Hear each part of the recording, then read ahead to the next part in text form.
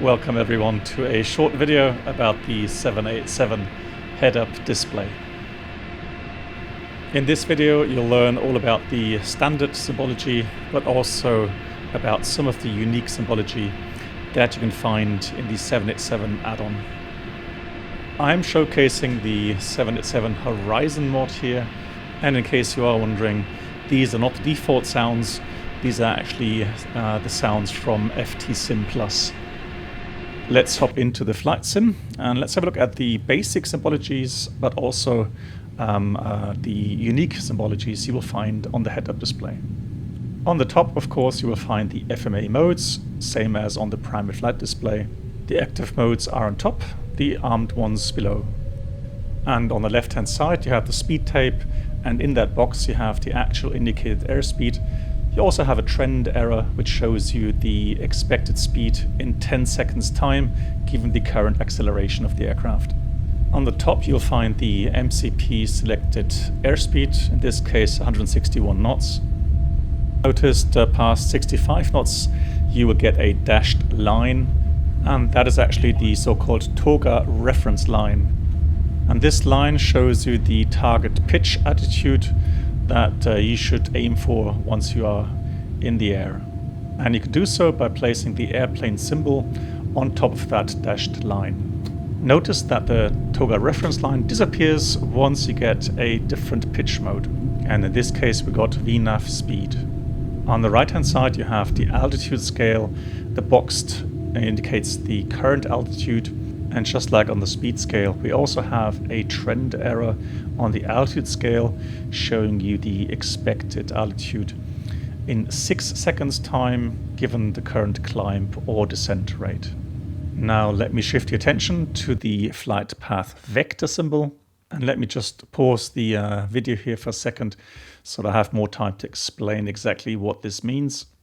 So the flight path vector symbol is the little aircraft symbol you have in your head-up display, and it shows the current flight path of the aircraft. So the exact point where the aircraft is flying to in relation to that outside view. And this means laterally and vertically. So if that flight path vector symbol is below the horizon line, then of course the aircraft is descending. If it's above the horizon line, the aircraft is climbing. If the center of the circle is right on the horizon line, then the aircraft is in a stable level flight. You will also find a smaller circle on the head-up display, and that's called the Flight Director Guidance Cue.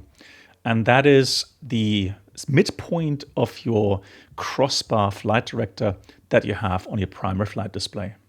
So if you want to follow the Flight Director Guidance Cue exactly, then you have to simply put the flight path vector symbol onto that guidance cue symbol. In case that flight path vector symbol has dashed lines, it just means that the flight path vector is outside of the field of view of the head-up display. And that can happen when you have a very large drift angle caused by a lot of crosswind. Let's zoom in a little bit, and you can see below the flight path vector symbol you have some numbers, and that is actually the radio altitude indication. Also just left of the altitude scale you will find the vertical speed indication. If you are descending, you'll see a minus sign before that number. What else do we have? Well, of course, on the left-hand side we have the current ground speed indication. On the right-hand side, we can see the current barometric setting, standard QNH or inches mercury. And the little L left of that shows you that the left barometric source is currently being used. So there's still lots of other symbols that we need to cover. So let's have a look here at the heading bug. And in order to do so, let me freeze the frame again here. And also let's zoom in. And we will find two indications here on the display regarding our selected heading bug. One of those bugs is on the horizon line, and another one is on the compass rose below, and those show the values of the MCP selected heading. It's also written in text left of the compass rose, and if you want to read off the exact current heading, have a look up on top. And there you can see it's currently 016 degrees. Now in this picture currently we have a nice indication of the track of the aircraft. And on the compass rose you can see that in a straight line from the aircraft position. Then on the top between the airplane symbol and the flight path vector you have the so-called drift angle. Then you have localizer and glide slope scales. Those can be replaced obviously by LNAV and VNAV scales in case you're flying an RNAV approach. In the top left corner you have the navigation source reference. So here you have all the information you need to see which approach you have tuned in the FMC, or if there are any nav aids to be tuned, you will see the identifier there as well. Now we're almost finished, but we have to get into more specific or so-called unique symbology for the approach.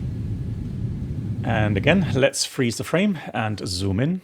And we'll start out with the left speed scale again. And here I would like to point out the so-called flap maneuvering speeds. You can see the flap 5 maneuvering speed around about 177 knots and the flap 15 maneuvering speed around 158 knots. And those represent the speeds, the lowest speeds that you should be flying with the current flap setting. So if you have flap 15 selected, like in this example, the lowest maneuvering speed would be 158 knots. Going lower on that speed scale, you'll find the reference speed. Digitally, you'll see that further down where it says 25/142. That's the VREF with the selected flaps and the speed from the FMS. On the bottom right side, you'll find the approach minimums, either baro or radio, whichever you have selected through the EFIUS control panel. Now let's zoom in a bit more to cover the next couple of items here on the HUD. And the first thing I'd like to point out is the glide slope glide path reference line. And so this line represents the programmed glide slope or glide path value for the current approach. Neat thing is that this line visually will be going through the touchdown zone of the active runway. You can also see the digital glide slope or glide path value on the left and right side of that reference line. And now let's get to the most unique feature here on the HUD. And those are two indications. One is called the flight path acceleration symbol, and the other one is called the speed error tape. Now the speed error tape shows the difference between the indicated airspeed, so the actual airspeed, and the commanded airspeed, either through the mode control panel or the FMS. If you are faster than the commanded speed, the speed error tape will extend above the wing. And if you are below the commanded speed, that speed error tape will extend below the wing. Now, at the maximum extension of that speed error tape, you are either 15 knots too fast or 15 knots too slow. Now, the flight path acceleration symbol indicates the inertial acceleration or deceleration of the aircraft along its flight path.